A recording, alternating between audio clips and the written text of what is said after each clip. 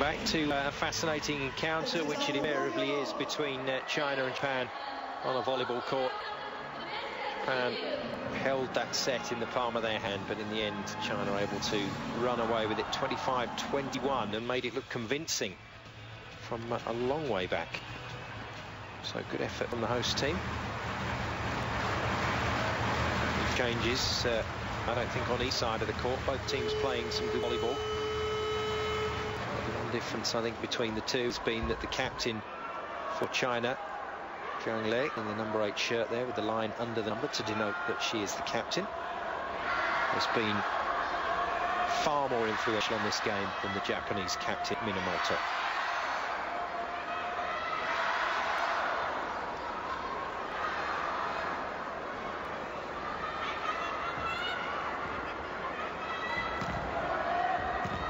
Away we go then with the fourth set. Can't believe that Japan won't put up a fight here. China have to be absolutely on their guard. Is that a good start? It is confirmed as a block touch. What has happened for China today, what has been so impressive about the way they've attacked, is that while Zhang Lei has been leading the line, the support from Chen Yina in particular has been excellent. Now, let's take a look at this awkward service style. We're going to sit again because that was a good ace. Don't quite see it from that angle. She does make the ball move. Watch this. Watch the number of movements with the shoulder and head and back, and oh dear, looks so awkward. But it works. In goes middle. I think she will regret that. Yes, she does. Classic opportunity there to open up to the captain, but decided to go to the middle player instead. It didn't work.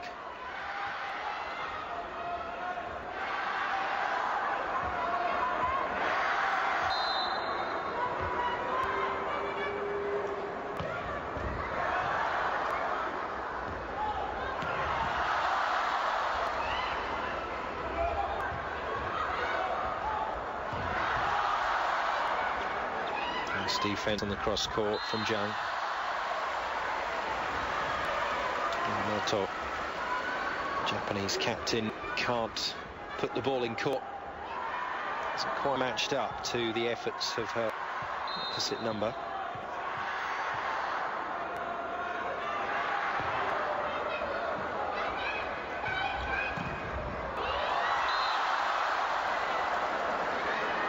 Well, that took its time, didn't it? Off the block and rolling along the net, could have dropped either way. This is when the net cam comes in so useful. Ooh.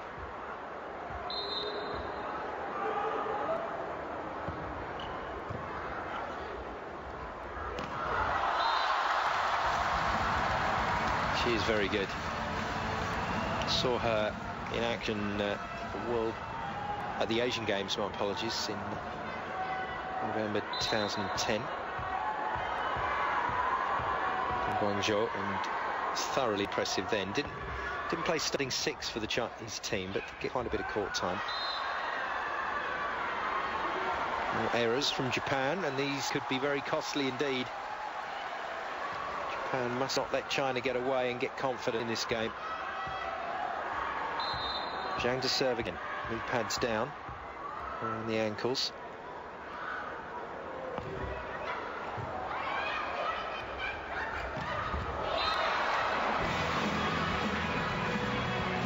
Minamoto finally gets a good hit.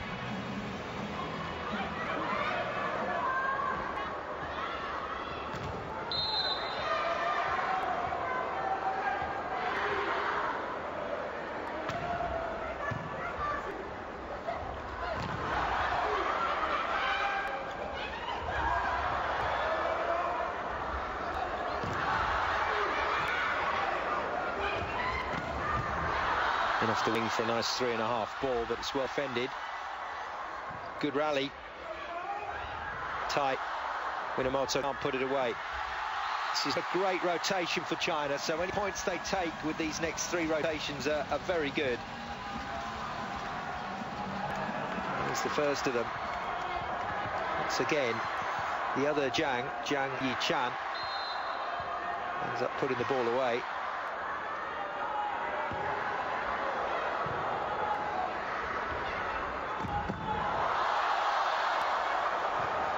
In play still. Good reactions from the Chinese blockers. Minamoto tips, another point chance, China. Taken.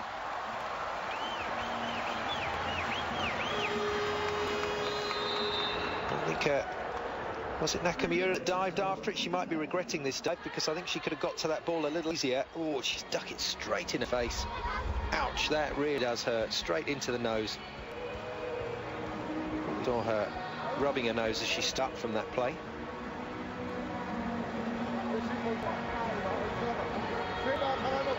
This is not the start Japan needed. To a fourth set, they have to win or they'll lose this match.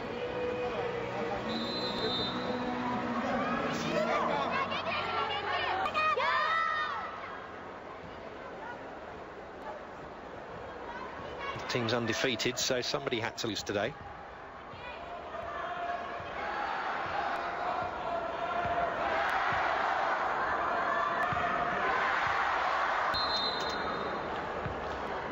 Patiently at the service line. Lee. She gets it away, but not with any real purpose in that serve.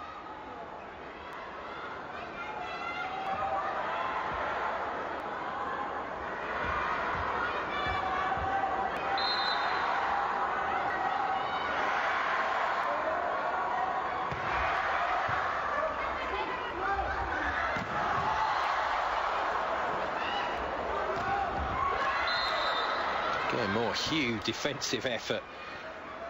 Iwanaga has had a blinding game for Japan on that cross court. Wearing the different coloured shirt to the rest of her team. It's made touch after touch. Japan coming back into it, or at least trying. Again, the slide D well worked by Bian. Leading shoot on the reverse. I think China, in the circumstances, will be happy with that lead. 3 points, they are ahead of Japan.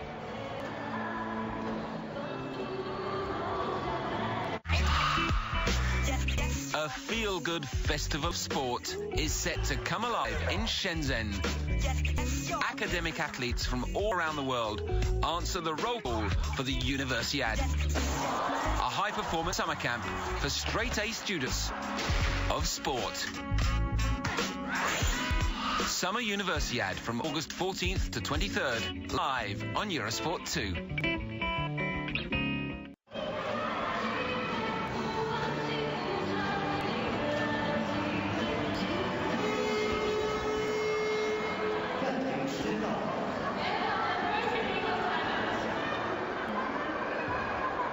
So the first technical timeout comes to an end. Let's head back to the court, and this mid-phase of the set will be critical, I think, for Japan. The one thing they mustn't let China do is get away from them. So they've got to at least keep pace, keep that 3-point gap. That's the worst way to start. Straightforward error, spiking into the net from Nakamura.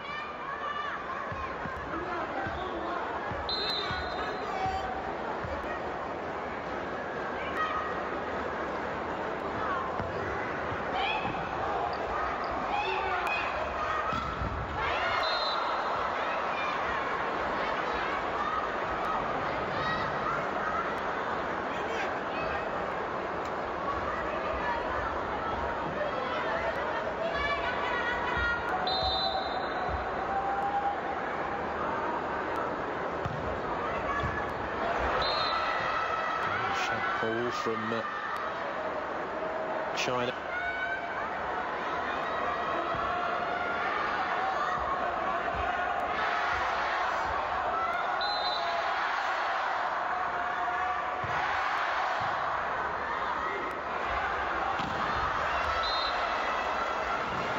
It's just what Japan needed.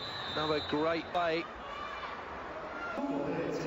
And more consternation from the Chinese coaches just when they thought they were getting this job done. The slide D, that reverse play, is overused behind the setter. Two blockers just waiting to finish the job.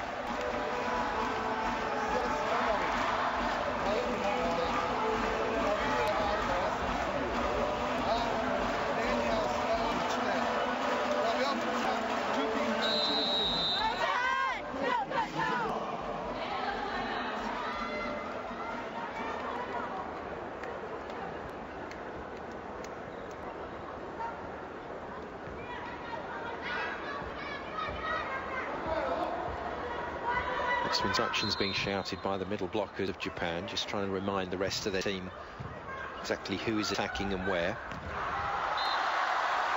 It's power. A couple of Chinese hitters do look a little tired. Sure, and then you would have seen Chen Yina just staggering a bit after that hit, after she landed.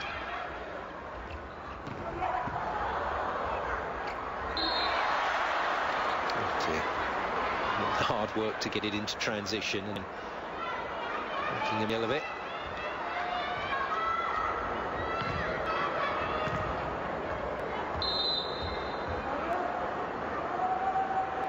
Japan setter then, Yamaguchi to serve.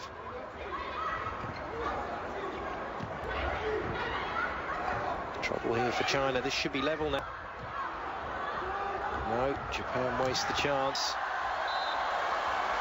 Well, all game long, Chen Yina has been talking to Bian's setter and saying, look, I need the ball higher. She doesn't seem that comfortable with a fast to the wing, but she's coping very well and working very well with that ball popped up with a bit more of a loop on it. Chu to serve with the strange wobble. Now, what do we got here? Another infringement. It's not completely clear what is happening there, but it does appear that the Japanese player on a fairly consistent basis is putting a foot over the line while running to position. Or no, just out of position, getting into the rotation. Good swing, but it's out. Nakamura again apologising to her team. Yes, this little stack, as we call it, of three players. Nakamura must not go too early. She's running past Terai just too quickly. Trying to have control again.